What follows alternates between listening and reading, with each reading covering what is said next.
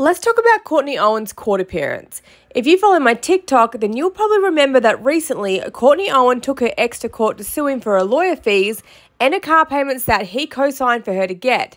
Now, one of our TWT super sleuths managed to find the audio recordings from their court case, and boy, does she sound bitter. Of course, Courtney took this court appearance as her opportunity to drag her ex to a bunch of new strangers, ones that clearly did not care to hear about her ridiculous drama. You can actually hear the judge is starting to get annoyed with her and tells her to stop repeatedly, and basically that she didn't care to hear about the whole background story. Courtney, however, was hell-bent on getting her story out there, even talking about her ex's new girlfriend.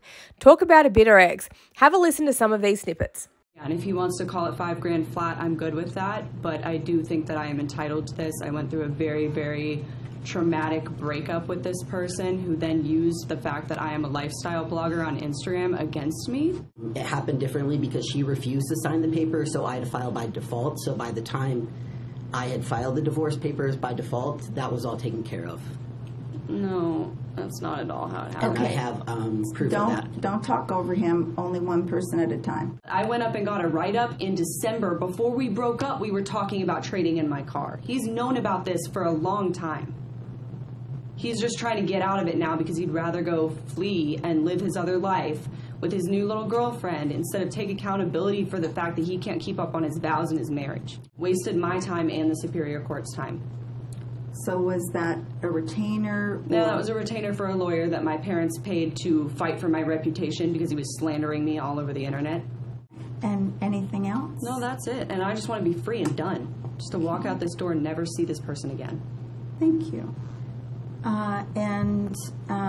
Burgess, what would you like me to know? So she claims that she's been begging for 7 months. That is absolutely inaccurate. I had emailed her. She had asked me to get her off my car. We had co-signed for each other off my off the rental lease at the house we had together. I had done that. I had sent the cordial email. As you can see in one of the pictures, she told me to F off. I never heard from her again. When you say we co-signed for each other's cars? Yes, ma'am.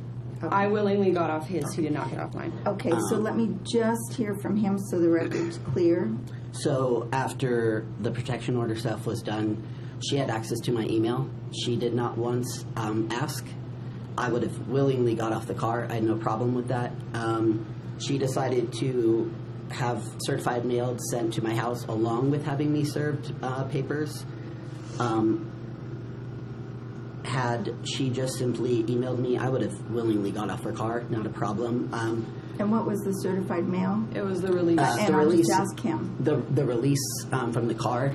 She thought I was refusing to... And when did she send that certified mail? I want to say July. It's okay if you're not sure. I have the exact date. Yeah. I want to say July. Okay. So go ahead.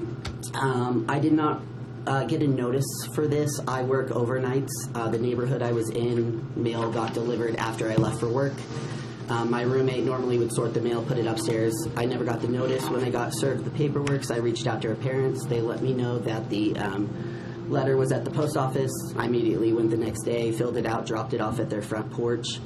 It is then when Courtney decided she can email me and was basically very clearly not happy that I fulfilled what she needed. And so when did you provide that release to her? That was sometime in July? Yes. Anything you want to say about the dates of those months?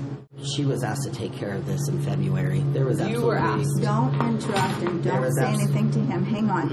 It's very important that this be a safe place for everybody. I know it's very difficult and there's a lot... I've dealt with reactive abuse with this man for 2 years. So I understand that. And his excuses are enough. So I know it's really hard to listen to somebody else speak when you don't agree with them. But just remember, I'm only looking at 2 issues. So the background really isn't something I'm considering. How did you know about the certified letter? Somebody had let me know that she had been talking about this case and what she was planning on doing and how she was planning on suing me. You're a liar. Stop. Of course, these are just some of the highlights. But don't worry, because her ex was sure to slide in there that her previous partner also had a non-contact order on her. So the judge was definitely aware that she has a history. Weirdly though, Courtney says in the recording she has dealt with his, meaning her ex's, reactive abuse. Does she not realise she's basically confessing that any negative reactions he had in their relationship were due to the abuse that he suffered from her?